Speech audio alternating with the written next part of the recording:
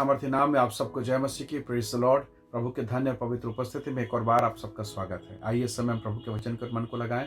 सबोपदेशक निकालिएगा अध्याय 3 वचन 1। यहाँ इस प्रकार से लिखा है, हर एक बात का एक अवसर और प्रत्येक काम का जो आकाश के नीचे होता है एक समय है। Praise the lord, hallelujah.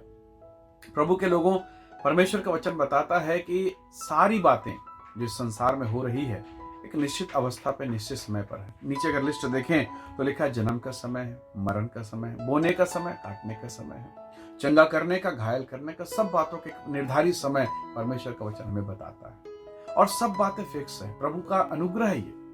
परमेश्वर के लोगों, जब आप और मैं जरा सोचिए कि आप सुबह से राशन की दुकान पर लगे हुए हैं, सुबह से राशन की दुकान पर लगे हैं और बस आपका समय आने वाला है और अगर आप वहां से हट जाए तो क्या पीछे वाले आपका इंतजार करेंगे? आप आधा घंटा कहीं घूमने चले गए और अचानक से फिर आकर नहीं ये मेरा जगह है। नहीं हो सकता, मुश्किल है, असंभव है। परमेश्वर के लोगों, बहुत बार जब प्रभु हमें आशीष देने वाला होता है उसी समय पर शैतान गड़बड़ करता है और हमारे मन को विचलित करता है और वो हमें दिशा से भटका देता है, जगह से हटा देता है, ताकि प्रभु आशीष देने वाला प्रभु हमें आशीष देने के लिए जब खड़ा हो तो हम आशीष लेने के लिए वहां मौजूद ना हो। कई बार आपके जीवन में ऐसा होता है। 38 साल के रोगी को देखिए, टिका हुआ था, बना हुआ था। Praise the lord, hallelujah. याकूब रात भर लड़ता रहा। Praise the Lord. इब्राहिम रोता रहा। परमेश्वर के लोगों, ये प्रभु के वो भक्त हैं जो लगातार प्रार्थना करते रहे और परमेश्वर ने उन्हें आशीषित किया, उनके हिस्से को दुगना किया, उन्हें फलवंत किया। पर आज कई बार ये देखने में आता है कि हम थोड़े दिन तक किसी विषय के लिए प्रार्थना करते हैं, उसके बाद हम बिल्कुल शांत हो जाते हैं। पर वचन, परमेश्वर का वचन कहता है हर बात का एक समय है, हर बात का एक निर्धारित अवधि है और उस अवधि तक अगर हम टिके हैं निसंदेह हम आशीष पाएंगे। 10वीं क्लास में जाने के लिए 9 क्लास पढ़ना पड़ेगा, 5वीं क्लास में जाने के लिए 4 क्लास पढ़ना पड़ेगा, इंतजार करना पड़ेगा। आप एकाएक नहीं जा सकते। सिलेबस उठा के लें, किताबें खरीद लें तो आप 10वीं में डायरेक्ट नहीं जा सकते, समय लगेगा। परमेश्वर के लोगों, प्रभु के साथ चलने के लिए आपको धीरज की आवश्यकता है। एक पेड़ भी अपने समय पर बढ़ता है, एक फल भी अपने समय पर पकता है। यदि आपने जबरदस्ती किया तो गड़बड़ है, यदि पहले किया तब भी गड़बड़।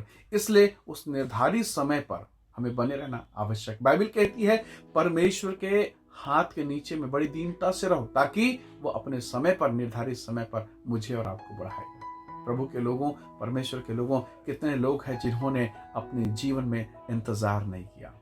प्रभु ने 12 प्रेरितों को चुना, भयंकर अधिकार, सामर्थ्य, मिराकल, चमत्कार की शक्ति दी और इन 12 प्रेरितों में प्रभु ने एक प्रेरित को एक और अच्छा इनाम दिया। वो पैसों के मामले में समझदार था। यहूदा इस्करियोती, बिल्कुल उसे अपना खजांची नियुक्त कर दिया, अपना थैली उसे दे दिया, जो कुछ इनकम आता उसे दे दिया और अब वो पैसे का लोभ यहूदा इस्करियोती को डुबा दिया।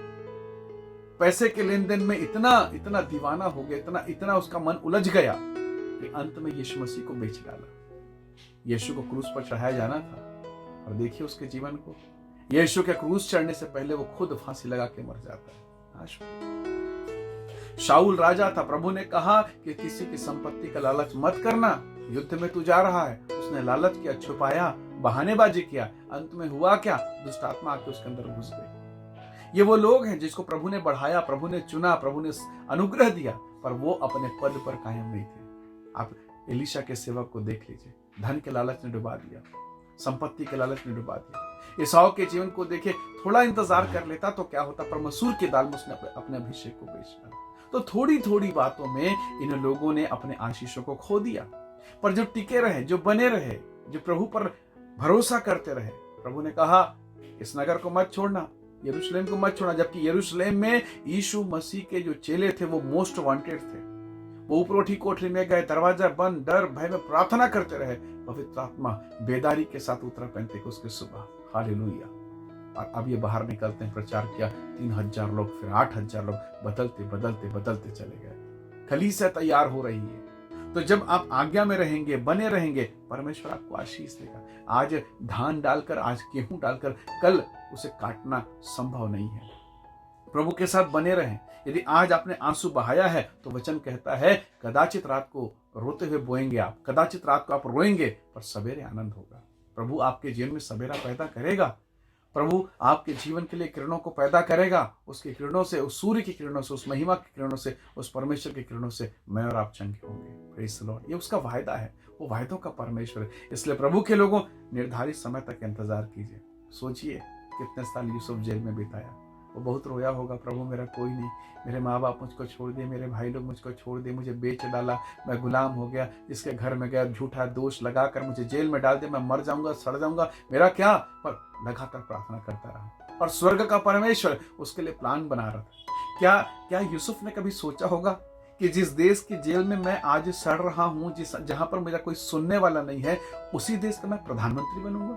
क्या वो सोचा होगा? कदापि नहीं। उसके बुद्धि में भी नहीं आया। उसने ऐसा सपना भी नहीं देखा था। हालांकि उस सपनों को बताने देखने वाला था, पर उसने ऐसा कोई स्वप्न नहीं देखा था। तो परमेश्वर के लोगों, तो देखिए परमेश्वर ने उसे प्रधानमंत्री की पोजीशन के लिए तैयार किया। कैसे? वो जेल में था, वो बंदीगृह में रहा, वहां के माहौल को समझा, वहां के तौर तरीकों को समझा, वहां के सिस्टम को समझा। एक समय था जब वो पोतीफर के घर में सिस्टम समझा। अब जेल में है, अब सीधा राजमहल में है। हालेलुया। पर जब वो जेल में था, उसका जीवन कड़वाहट से भरा था। पोतीफर के घर में कड़वाहट से भरा था। पर इन कड़वाहटों के द्वारा भी परमेश्वर मिठास को पैदा करता है। वो परमेश्वर है, वो सब कुछ कर सकता है। वो चट्टान से पानी निकाल सकता है, वो कुछ नहीं में सब कुछ पैदा कर सकता है। तो मैं और आप क्यों विश्वास नहीं कर रहे हैं कि मेरे और आपके खाली जीवन में भी परमेश्वर वफादार यूसुफ के समान अगर बने रहें तो हमारे जीवन पर भी अपनी महिमा प्रकट कर सकता है। प्रभु के लोगों, हम परमेश्वर पर बने रहें और परमेश्वर की तरफ देखते रहें। निसंदेह परमेश्वर आपको उठाकर खड़ा करेगा, अपनी महिमा में आपको इस्तेमाल करेगा। आइए दुआ करें, प्रभु का धन्यवाद करें। आज की सुबह को हम उसको महिमा दें। प्रेमी पिता, धन्यवाद मेरे प्रिय लोगों पर दया कर, ब्लेस कर, आशीष दे प्रभु। और वफादारी के साथ हर बात के लिए, हर समय के लिए हम आप पर भरोसा करें, टिके रहें, बने रहें। ऐसी तो कृपा कर प्रभु, ताकि हमारा जीवन आपके नाम से आशीषित होने पाए। धन्यवाद प्रभु कि आपने हमारी प्रार्थनाओं को सुना। प्रभु यीशु के सामर्थ्य नाम से मांगते हैं, आमीन आमीन। प्रभु आप सबको बहुत ऐसे आशीष दे। बहुत धन्यवाद। जय मसीह की। Praise the Lord.